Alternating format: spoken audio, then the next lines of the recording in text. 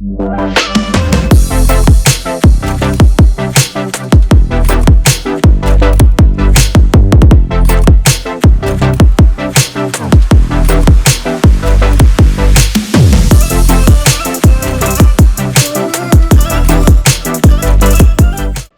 my name is Mpumelelo Mtintso. I'm the founder of Ibhoni. And yeah, so Ibhoni was established in 2015 during the Fees Must Fall movement. I believed about students at the time were fighting for access to education, basically. I was not a student myself at the time, but I was inspired by the movement and I wanted to contribute positively into our society, into our communities. So then I started Ibhoni, and then I offered bicycle tours, but discounted bicycle tours when people donate books. And then I'll collect all those books and donate them to community libraries in and around the Soweto, simply to give kids access to education and to books that they will normally not have access to. And yeah, that's how we started. And obviously it took off because I was targeting South Africans for the tours, because most of us, we do not explore our own country or our own township. I mean, we know the history but from school, but we don't know when it comes into certain details and other events that took place. So then I was targeting South Africans, and obviously as South Africans, we love discounts. So if I say I'm going to give you a discount if you donate a book, then people really loved the concept. That's how then we started. And ever since, we've collected over 20,000 books that have been donated all around Soweto. But we also go outside of Soweto to other community libraries that need assistance with books. Because also I think there's a statistics that says kids can't read to comprehend, I think, grade 4s. When you go to community libraries, there are no books. So, which is unfair to the kids. So as a brand, we wanted to play our part in that regard, to give the kids an opportunity to have books.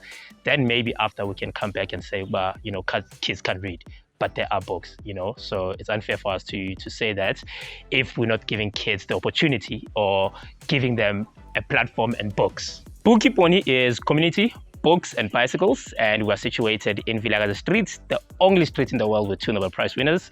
That's where we are. And yeah, as much as we started as a bicycle tour company, we are now a full-on brand.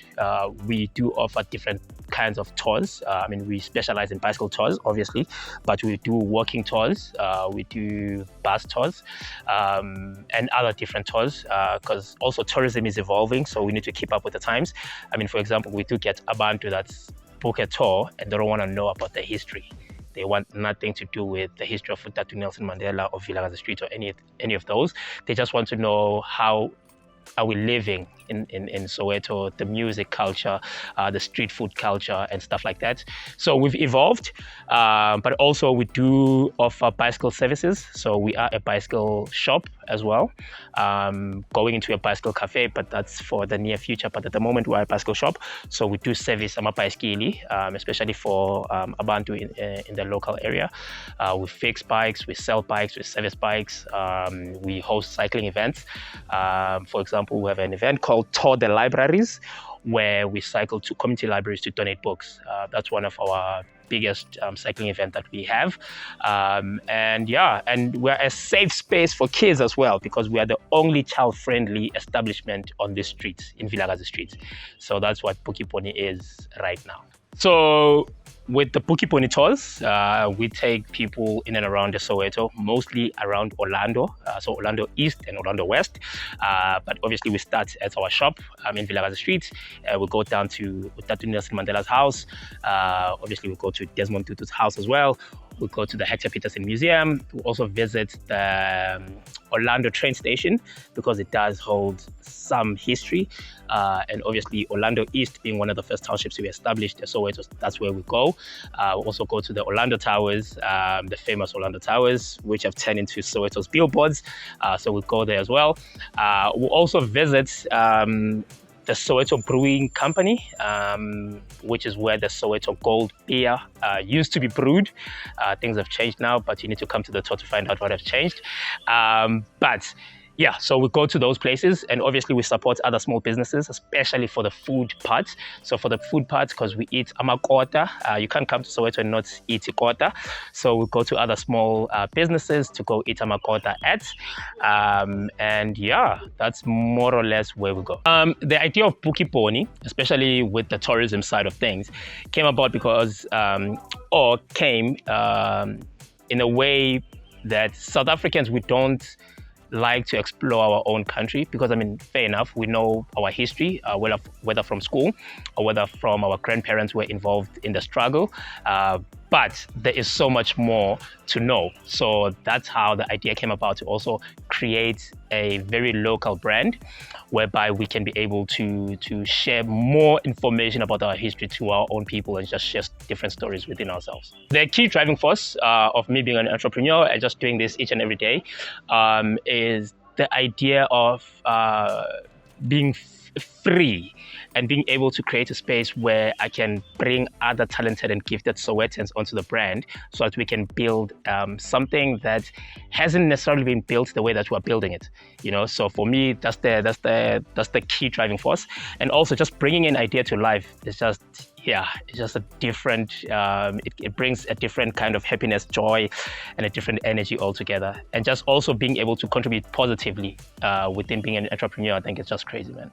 So how I came up with the name Book Ibhoni, at first we called it Book a Bicycle, obviously the concept of books and cycling, but then it did not have anything Sowetan in it. So then I changed a bicycle to Ibhoni, and it just became Book Ibhoni. And also it just also educates visitors to know that in Soweto, a bicycle, we call it Ibhoni. How I built a very good customer base is that we make sure that we don't compromise on the experience. So for example, if we're doing a cycling event and only 3 people show up, we still put a good show for them, you know. Same with the tours. With the tours, we do not compromise, man. From the bicycles that we use have to be quality. From the stories that we share with the tourists, have to be true. Have to be well researched. We speak to some of the icons that are still alive that we have a privilege to have a conversation with. So the stories that we share are from the horse's mouth, so to speak, right? So for you to build a very good customer base, you need to not compromise on the service that you give. So the challenges that we face, obviously as a tourism company in the township that specializes in bicycle tours, is the bottles of alcohol that are broken on the road. So that's the biggest challenge that we have, because we have to spend on fixing the bikes, on replacing the tubes and the tires. Cool. But on the real, the other challenge that we face, honestly, is access to the market. The tourism market is a very different market. There's people that are in control. There's people that decide who goes where and how and when. So it's very challenging as a small brand in this space, but it's all politics, you know. So I think I'll just summarize it to say challenges are just politics. I think the support that I would love to see young entrepreneurs get in South Africa is just access to information, man.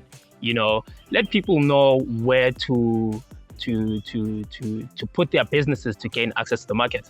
You know, for example, in our space, there's OTAs, the online travel agencies. Let people know which ones work, which ones don't work. You know, I think if you can let people know about where can they go to put their business, I think that will make life easy. Other things you can do or learn along the journey, but let people know where to go, man. Same with funding. Let people know what's needed for funding. You know, not last minute you need a proof of residence, like mina ngqashile. You know, let people know from the get-go that you need this, you need that, you need that. You know, I think if we have access to information, we'll be great entrepreneurs, man. All right, so when people use Book Ibhoni, our service, for whether tours or, you know, a cycling experience or Soweto, what they can expect is a true, authentic Soweto experience, man. We are all born in Soweto. We've grew up in Orlando. Some other people work in Orlando, but you can expect a true Soweto authentic experience, man. From the tsotsi style to what we eat to how we speak to each other. So that's the culture that we have at Book Ibhoni. It's it's a community. You know, that's what you can expect. That's what you will experience when you use Ibhoni. So my greatest fear, especially in business, I mean, we're a bicycle tour company, is our government not prioritizing cycling. You know, it's very hard to cycle on South African roads in general. So as Soweto, we have so many entrepreneurs that are doing bicycle tours, and we are not being prioritized in terms of cycling lanes. Cycling lanes are there, but they're not protected. And that can cause serious damage, not only to the company, maybe an unfortunate event happens, but to the whole brand of Soweto. You know, I think I'm a taxi. We need to work taxi at some point. But that's my greatest fear, moving to the future with the government not prioritizing cycling and building proper cycling lanes for us to be able to do business properly without fear.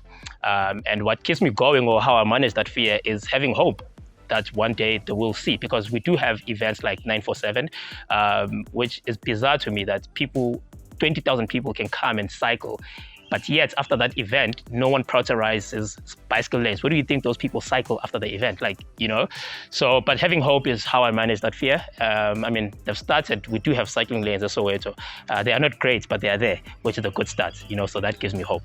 The most satisfying moment for us at Ibhoni, honestly, is at the end of each tour, when we are being told that this was the highlight of the tourists' visit to South Africa as a whole. That when they did the tour with Ibhoni, it was of the highest standards. For us, that is the most satisfying thing. Obviously, being able to create employment, you know, and being able to make a living out of bicycles and cycling. But man, nothing beats that moment after the tour when someone says, Ogba, you know, doing this tour was the greatest thing that I've experienced in South Africa. For us, that is the most satisfying thing, because we take into account, Ogba, for a tourist to come to South Africa, from whichever country, they sit down, they book a flight, they research, they make payments, they say, okay, cool, I'll stay in Joburg. They decide to come in the dangerous Soweto, which is not, you know, so we take into account all those things. So when they come here and we basically knock their expectations out of the park, for us, that's the most satisfying thing, man. All right, so how people can reach us is mostly on social media. Book Ibhoni, B-O-O-K, Ibhoni, I-B-H-O-N-I. And on Instagram is book_Ibhoni. Same with Twitter, book_Ibhoni. On Facebook, it's just book Ibhoni straight. And if you'd like to call us, Mona airtime is 082-928-0543. That's 082-928-0543. And honestly, if you know your way around Soweto, we're based in Orlando, 7189 Vilakazi Street, Orlando West, Soweto. So for any entrepreneur out there, or if you're looking to get into the entrepreneur journey, I think the best advice that I've gotten that I'd like to share with everyone is just start, man. Anything else, quite honestly, you make do as you go. Just start. Whatever idea that you have, just start.